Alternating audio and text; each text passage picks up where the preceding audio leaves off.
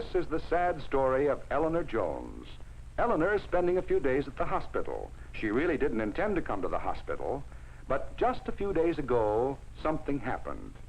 Eleanor decided to clean the top of the kitchen cupboards. There was a stepladder in the basement, but Eleanor just didn't want to take the trouble.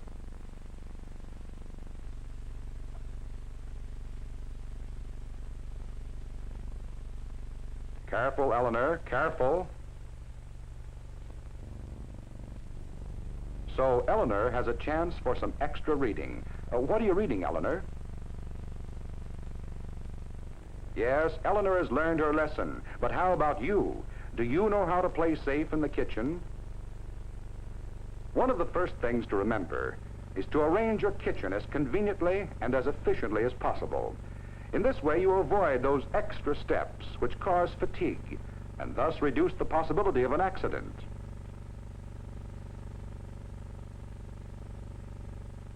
Store the things you use near the place you intend to use them. And by all means, store poisons, extra matches, and other dangerous items far above the reach of children. Keep those cupboard doors closed. A bump on the head probably won't send you to the hospital, but it will be painful just the same. Small accidents will happen occasionally, but don't let them become major ones. Wipe up that grease spot immediately before you have a chance to forget about it. A knife is a dangerous weapon if not treated with the proper respect.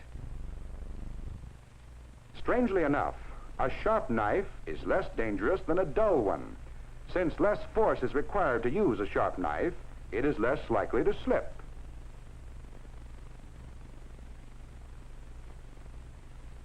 Whenever possible, use the knife so that the direction of force is away from the body.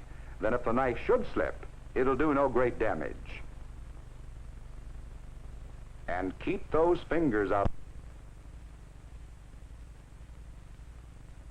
If possible, store knives in a knife rack. It is safer and more convenient, and also protects the edge from contact with other utensils. This is the wrong way to wash knives. They should be washed separately and one at a time. If you lose a knife in the dishwater, you're likely to find it the hard way. Sure to treat even small injuries immediately to avoid danger of infection. And while we're on the subject of knives, they just weren't rough edges to cut fingers. Many excellent foods are preserved in glass containers. Should break, throw the food away. No matter how safe it may be, the danger of broken glass fragments is great to be disregarded. No kitchen is complete without a range, but there are right and wrong ways to use one. With a pilot light, lighting the barrel, but make sure that the gas actually does ignite. If it doesn't have a pilot light, light your match before turning on the gas. Before lighting it. This way you allow any accumulated gas to escape and prevent a possible explosion. After this time has elapsed, light and insert the match, then turn on the gas. A handle projecting over the edge of the stove can easily cause this.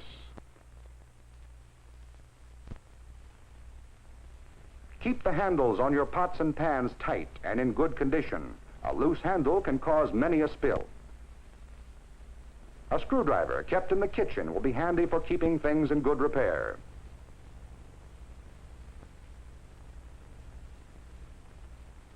A good way to keep a handle in good condition is to keep it away from the lighted burners.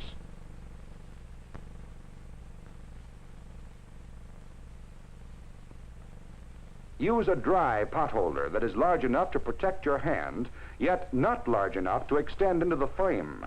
A wet holder conducts heat very readily. When removing the lid from a pan likely to contain steam, tip the lid in such a way as to direct the steam away from your body. Foods fried in deep fat are delicious, but certain precautions should be observed in their preparation.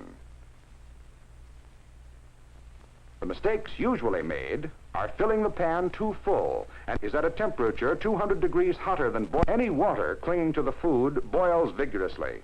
This is likely to carry the fat over the side, where it may ignite. Pour the fat into a large container, large enough so that the fat is at least 3 inches from the top. Keep the food as dry as possible. Remember, it's the water that causes the bubbling.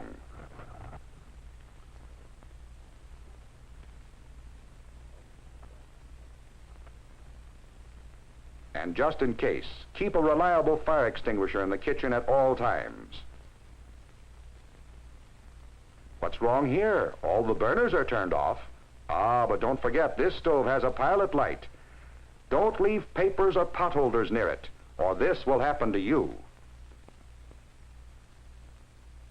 When plugging in or removing any electrical appliance, be sure your hands are dry. Wet skin conducts electricity much more readily than dry skin. Therefore, the danger of shock is much greater when your hands are wet.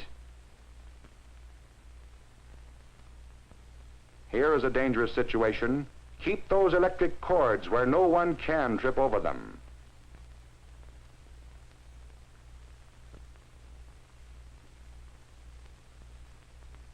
If you use any of the many kinds of special equipment designed for the kitchen, be sure to read the manufacturer's recommendations for safe operation and follow them closely. It is not sufficient to follow the advice of some friend who ought to know. Consult your instruction book and get the correct information. When it becomes necessary to climb, do it a safe way. The few dollars you pay for a ladder are well spent in terms of convenience and safety. Remember Eleanor Jones? Eleanor will be released from the hospital in a few days, and when she gets out, she is determined to stay out. Eleanor had to go to the hospital to learn her lesson, but you don't have to. Remember, it pays to play safe in the kitchen.